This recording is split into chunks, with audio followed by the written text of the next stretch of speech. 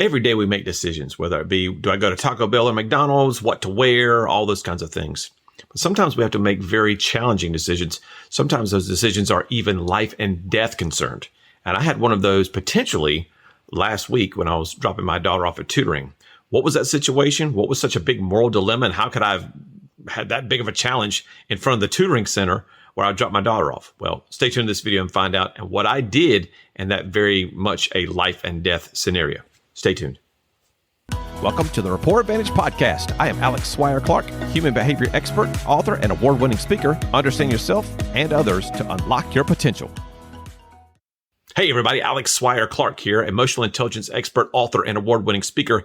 And today I'm here to talk to you about life and death decisions. Sometimes we make them once in our lives, twice, three times in our lives. Sometimes we don't even know that we're making them and the impact that we have on other folks. But in this particular video, we're going to talk about something that occurred to me last week as I was sitting in front of the tutoring center late in the afternoon as I was getting ready to pick my daughter up. So before we get into that, please like any videos that you find here. Subscribe to the channel. We produce content pretty much every week that focuses on helping you and your personal and professional relationships be a much better person from that emotional intelligence standpoint. So let me kind of give you the background of what happened. So I'm sitting in the parking lot again, and there's a gentleman who walks out of a restaurant establishment. I won't mention where the establishment was, but carrying a sandwich in a bag. He had parked very close to my car. And then when he got out of the store, coming into his car, he opened up the door and pinged the side of my passenger door when he was trying to get into his car. And I'm thinking to myself, dude, are you even paying attention or whatever? And he's kind of mumbling to himself and kind of sort of singing, half mumbling. I'm like, something's not quite right here. So I didn't say anything. I had my windows halfway down because it was a nice cool day. I was letting the breeze in the car. And as the guy was getting in, he has the door open, and I see him kind of pick up something. He closes the door, and then all of a sudden, I see a bag and a lid being unscrewed. And inside that velvety bag, I saw the guy go 1, 2, 3, and then cap the bottle and put it down in the driver's passenger seat. And in the passenger seat. So all the while continuing to kind of mumble / sing to himself and what have you. So I tried to put two and two together and come up with the fact that this guy had been drinking and probably drinking substantially because, you know, he ran his driver door into my passenger door and didn't even blink, didn't wince, didn't do anything, didn't look down. So he was just, I guess, kind of out of it at that point. So in my brain, I'm thinking, well, the guy hit my car. Yeah, that's whatever. I mean, it is what it is. But the bigger question to me was, what's he going to do now? I mean, this guy just took 3 big swigs of some type of product. Now, could it have been Kool-Aid? Maybe. But you typically don't carry Kool-Aid in a glass bottle that has a screw on top inside of a velvet type of cloth case. And that's clearly what this was. And so at that moment, I had to make a decision. Do I approach this person? Do I just let him go? Do I say something to him? You know, what needs to happen? Well, I've known too many people in my life who have been affected negatively by drunk drivers. And so this guy was getting behind the wheel of his car and getting ready to pull out of the parking lot. And either, you know, he was either going to have 1 of 3 things happen. Number 1, he was going to get home safely with no issues. Number 2, he was going to have an issue and it would involve only himself. Or number 3, he was going to have an issue that involved himself and someone else. Now, at that point, I have to make a decision. I can't just let this go. I mean, I either have to say something to the man, or I mean, I've got a number of different things I can do. So if you were in my shoes, what would you have done? What would you have done in that scenario? Do you just let the guy go, do your own thing? He's pulling out of the parking lot. He's not going to affect you anymore. Do you report him to the police? Do you stop him from leaving? Do you grab his keys? But what do you do? Because either action or inaction is going to have a ripple effect. I'm a big believer in that. If I did something, that was going to have an effect. If I don't do something, that could potentially have an effect as well. So what would you have done? I don't know. Everyone has their thing to do. So I thought about it for a split second. I picked up the phone and I called Star HP, which for us in South Carolina is the Highway Patrol. And I gave them my name and told them the description of the car. I took a picture of the license tag before the guy got moving too far down the road, so I knew what his license plate number was, and all that kind of good stuff. And I told the police officer, I said, the dispatch person, I said, look, this guy I think has been drinking. By the way he was acting, when he hit my car, he didn't flinch, and he downed 3 big swigs of something that was in a cloth bag. And so I basically described the situation to her the same way I did to you. And, she said, hold on for a minute. She took my name, and then she said, well, we'll send the car your way. Now, some of y'all are thinking, Alex, it's none of your freaking business what that guy was doing. You had no right to call the police. And some of y'all may be thinking, you did the right thing, Alex, because that guy could have hurt himself or somebody else, or, it could have been really, really bad. I mean, you could have, by calling police and getting that guy stopped, you could have prevented him from hurting himself or somebody else.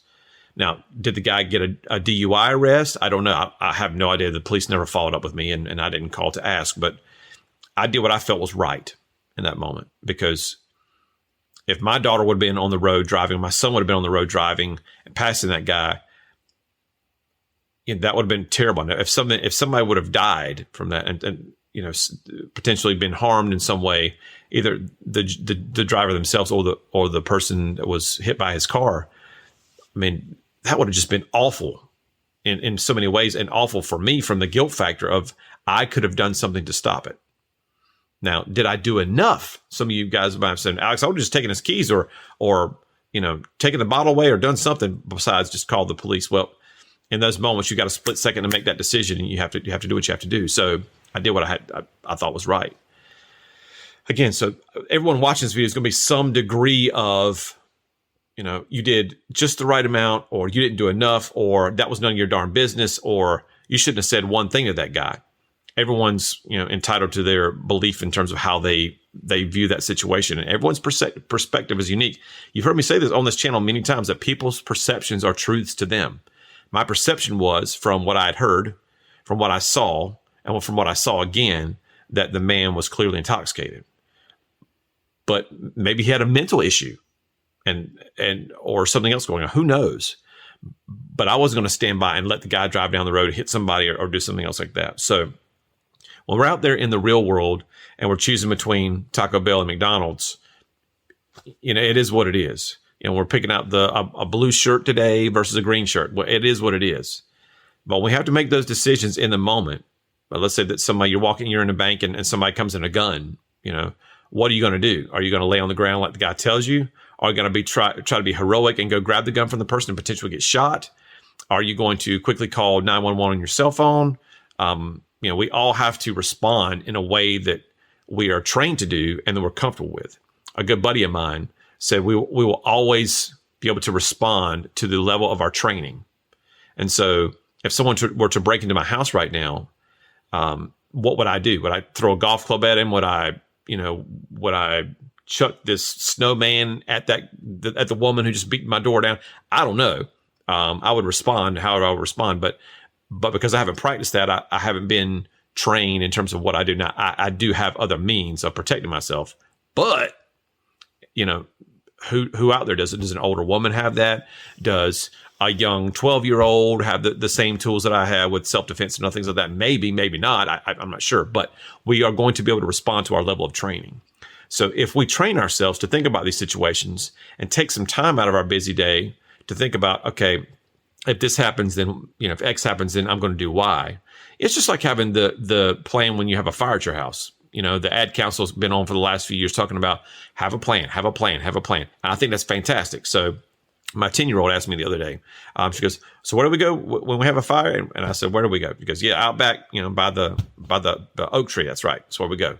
So we have a plan already, and we have supplies and things like that. So we're prepared for that. Now, we haven't had any fire drills in the house recently, but again, the more we prepare ourselves, the more we talk about it, the better we're going to be able to handle those situations. So in your workplace, in your business life, those things are going to happen. A client's going to call frustrated or whatever. How do you respond? Well, what's the procedure? What are we going to do? Have a method. Don't just act in terms of an emotional way. Think about those things before you act. If it's a situation in your personal life, when you have a child who's disobedient, when you have a spouse who's not getting on the same page with you, how are we going to respond to those things? Because we all respond in different ways. And so that's the whole point of this particular talk, is that we're going to face decisions in our lives that are meaningful, that matter, and how are we going to respond to those? What are the tools we have in our tool belt to be able to respond? Know yourself, right? Emotional intelligence, self-awareness, then social awareness, then being able to adapt your behavior to meet others where they are. That's the key to communication. That's the key to adaptation. That's also the key to responding in your environment when stressful situations come along. So what would you have done in my case? Feel free to comment down below or shoot me an email at contact@alexswire-clark.com. Let me know how you would have handled that situation. Did I do it wrong, in your opinion? Did I do it right? Was I just on the right? Was I too over the top? Was it none of my business? I'd love to hear from you and get your thoughts, because we face those issues from time to time, and I want to know how that you would respond to those situations. Again, if you like what you've seen today, subscribe to the channel. We've got tons of great content on the podcast, on the YouTube channel. We also have tons of content available for you online. We have free mini courses for couples. We have free mini courses to help you understand your emotional intelligence better, and all kinds of great products to help you in your personal and professional lives. Until next time, Alex Swire-Clark here, saying take care, understand yourself, understand others, and adapt your behavior to transform the way you communicate. See you next time.